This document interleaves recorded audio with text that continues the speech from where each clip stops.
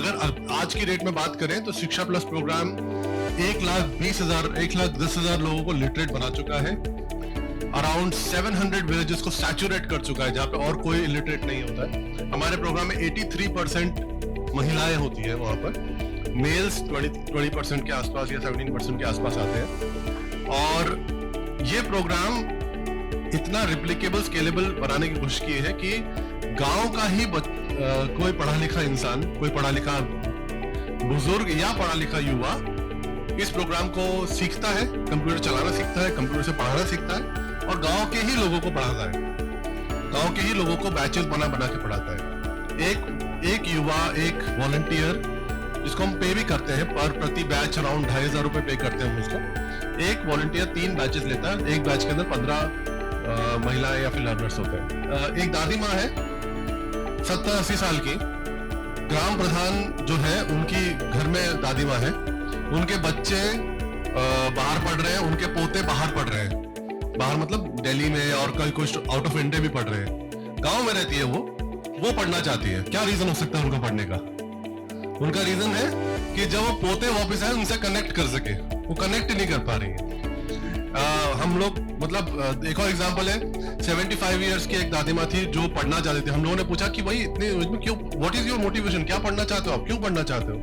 तो उनका मोटिवेशन है कि मरने से पहले गीता पढ़ना चाहती हूँ या रामायण पढ़ना चाहती हूँ।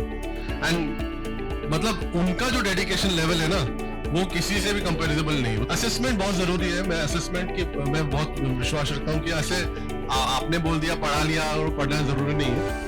तो हर एक प्रोग्राम जो है वो 9 लेवल ऑफ असेसमेंट पे जाता है। हर एक लर्नर जो 9 लेवल ऑफ असेसमेंट जाता है, बेसलाइन, मिडलाइन, एंडलाइन तो होता ही है, प्लस एवरी 15 डेज में there is a assessment for कितना उसको आया उस सेक्टर का, और ये क्यूमुलेटिव है। असेसमेंट 1, 2, 3, 4, 5, 6, जो असेसमेंट 6 होगा वो सारा कोर्स कवर करेगा, असेसमेंट 5 तक कवर करेगा। ऐसे anyone range from 15 onwards, 15 years and onwards up till 80। हमारा सबसे बूढ़ा कौन है? हमारे 90 के हैं, सबसे बूढ़ा 90 इयर्स की कोई महिला है। तो हमारे छोटे छोटे नियो लिटरेट्स के लिए लाइब्रेरीज क्रिएट की है जो ग्राम प्रधान खुद मैनेज करते हैं, books donated bye villagers only. तो उनको क्या है, बेसिकली हम लोग छोटा एक 50,000 रुपीज का फंड देते हैं। ग्राम के अंदर एक सामुदायिक केंद्र होता है, उसी के अंदर एक अलमारी, एक रैकर और एक बंदा जो कि महीने का 5,000 रुपए लेता है, जो मैनेज करता है।